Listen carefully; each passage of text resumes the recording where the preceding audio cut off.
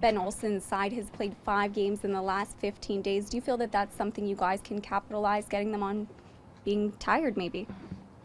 It's possible. I mean, I watched them last night. I've watched them several times. They have a good core veteran group of MLS players who they understand the league. They know how to grind games out.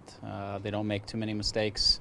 They force you to come and beat them. And I think they're pretty wise about the energy they use, and I think they're a pretty fit group. I mean, ultimately, what we'll tell is if we can go and dictate the game and push the tempo a little bit, and we'll see later in the match if whether we can get them a little bit fatigued or not. But I think they'll start off as strong as they start every game, and they'll force you to come beat them. On Wednesday against Chicago, in the warm-ups, Bill Hamid had gotten a minor injury. He didn't play in that game. Do you know anything about their backup keeper? Dykstra, I know a little bit. I saw him last night. I think he's a good, solid keeper. He's played plenty of matches, and he's been with them long enough to kind of understand their system and understand what they do.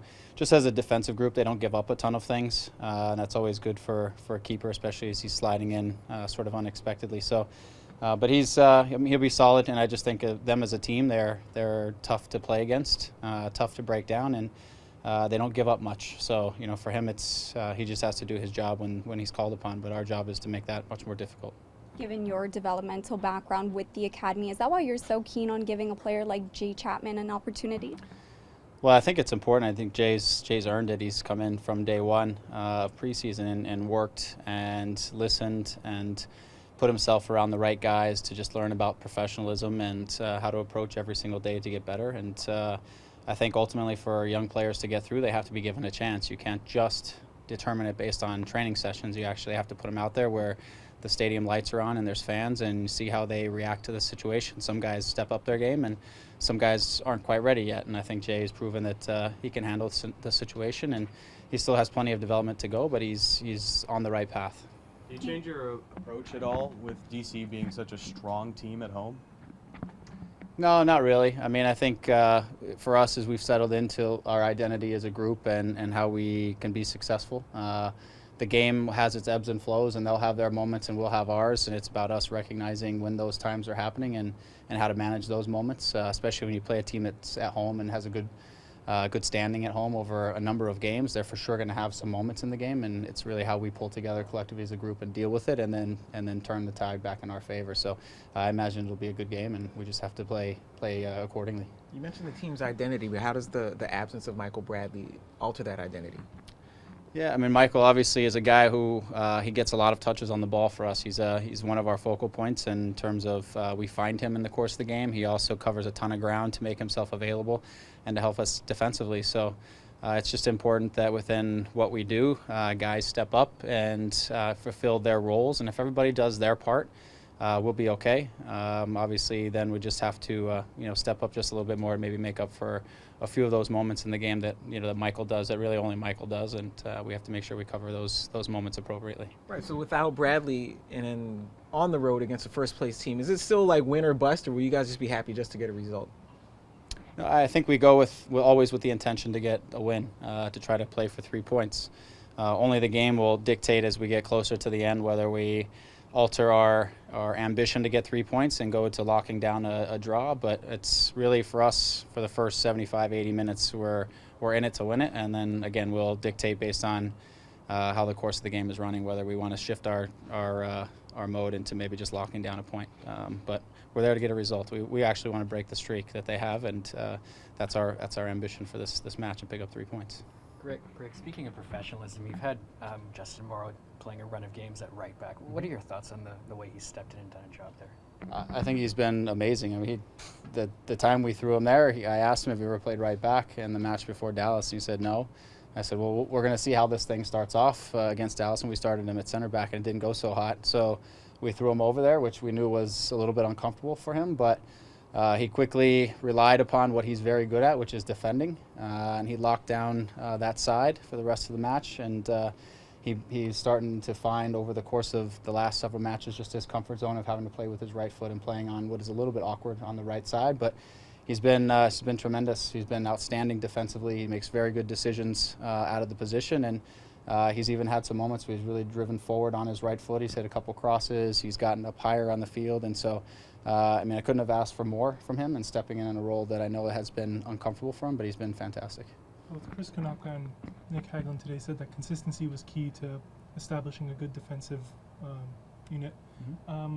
Is that the case that they've made in order to keep their starting spots? And now that you have a bit of a battle with Joe Bendik back, what goes into the decision-making process for your next back four, your next goalkeeper? Yeah, I mean, I think it's as much of how they are as a unit and how they fit together as a group, whether it's the four in the back or the four and the goalkeeper. And if the four of them with the goalkeeper are a sound unit, then that's the best thing. That's better than any one guy being a standout defender. So as long as the group is defending well and working together and reading off each other and covering each other and are connected to one another, then there isn't really a need for too many changes.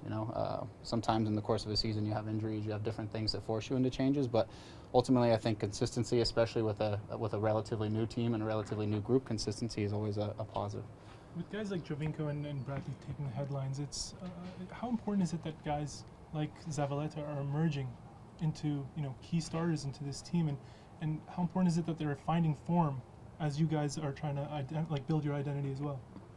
Yeah, I think it's key. We have the main thing is for guys like for Eric, for Ashton, for all those guys is if we can clarify and simplify their roles and they can be great within what they need to do within the structure of our team.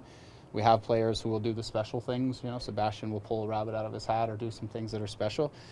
We don't need everybody trying to be that guy. We need most of our guys just to be good, solid pros, do their role, fulfill their role within the team.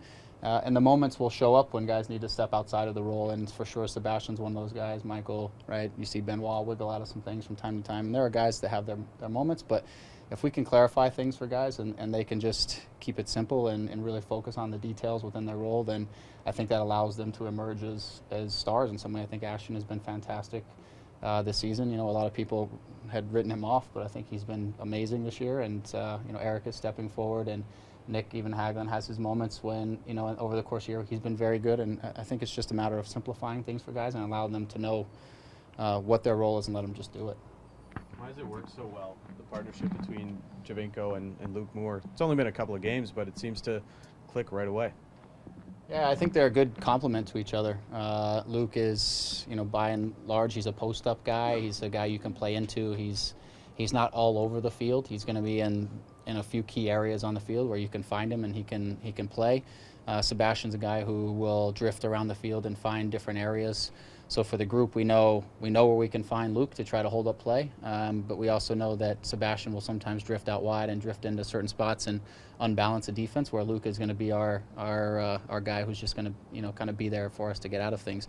It's also good for Sebastian because he knows where he can find Luke to combine off of him and to play little combination plays and things like that. So I think they're a good combination just because they're different. They're different types of players in a way that's good for each other. One more for Greg. Eric came into the league highly touted. And I know you know him very well since he's your nephew. And do you feel like he's stepped up in such a way this year that he's ready to be a consistent MLS starter?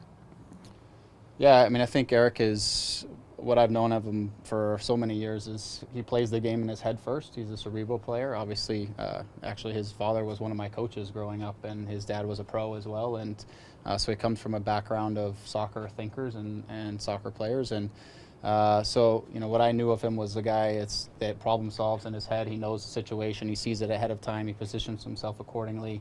And because of that, he typically has a good read on things.